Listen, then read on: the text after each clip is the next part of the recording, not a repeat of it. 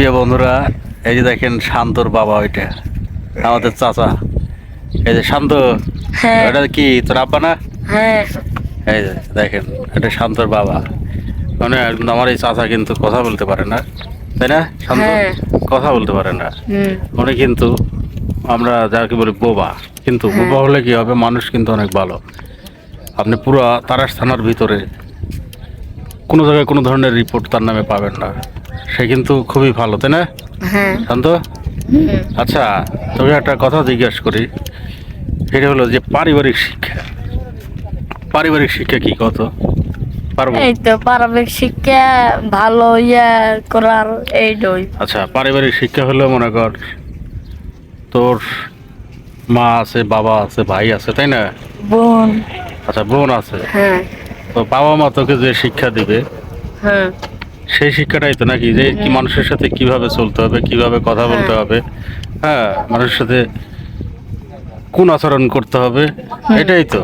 হ্যাঁ তো যার মধ্যে মনে কর পারিবারিক শিক্ষা নাই, হ্যাঁ। সে কি ভালোভাবে চলতে পারবে? না তাকে কি মানুষ ভালো বলে? না।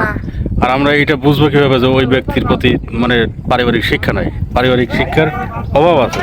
হ্যাঁ তো আমরা তখন বুঝবো যখন দেখবো যে ওই ব্যক্তি, তার আচরণ ভালো না, কথাবার্তা ভালো না, মানে মোট কথা তাকে বখাটে দেখা যায়, তাই না? হ্যাঁ দেখলেই তো বোঝা যায়, তাই না? হ্যাঁ তো প্রতিটা মানুষেরই পারিবারিক শিক্ষা থাকা দরকার আছে না? হ্যাঁ যে মানুষের, যে সন্তানের প্রতি তার পরিবারের শিক্ষা আছে, বাবা মার শিক্ষা আছে, পারিবারিক শিক্ষা আছে, সে কোনোদিনও খারাপ কাজ করতে পারে না, তাই না? হ্যাঁ শান্ত, কি বলিস? হ্যাঁ ইমরান? হ্যাঁ আমরা যেরকম কি করি, আমরা তো গর্ব করি না, আমরা গর্ব করি না, গর্ব করারও কিছু নাই, আমরা অনেক ক্ষুদ্র মানুষ, তাই না? তো আমরা চেষ্টা করি সবসময় মানুষের সাথে ভালো ব্যবহার করার, তাই না? তো আমাদেরকে যদি কেউ গালি দিয়ে যায়, আমরা তাদেরকে ডেকে বোঝানোর চেষ্টা করি, তাই না? হ্যাঁ তো অবশ্যই পারিবারিক শিক্ষা প্রতিটা মানুষের জীবনেই দরকার আছে। যার মধ্যে পারিবারিক শিক্ষা নাই, সেই হলো অবাধ্য, নাকি কি শান্ত? হ্যাঁ। আচ্ছা শান্ত, তোর বাপ মাকে কখনো তো কইছে যে অমুক জায়গা মারামারি কর? না কয় নাই? না। কি কইছে?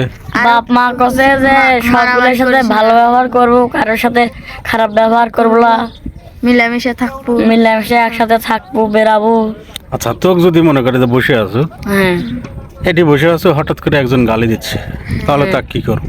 ও তাকে ভাই ভাই আমি আপনাকে কিচ্ছু করলাম না, ইয়ে করলাম না, আপনি আবার আপনাকে আমি কিচ্ছু বুঝলাম না, ইয়ে করলাম না, আপনি আমাকে হইতেন গালি মানে দিতেন। তাকে বোঝানোর চেষ্টা করবো, হ্যাঁ? হ্যাঁ তাকে ভালোভাবে বুঝিয়ে দিব, নাকি?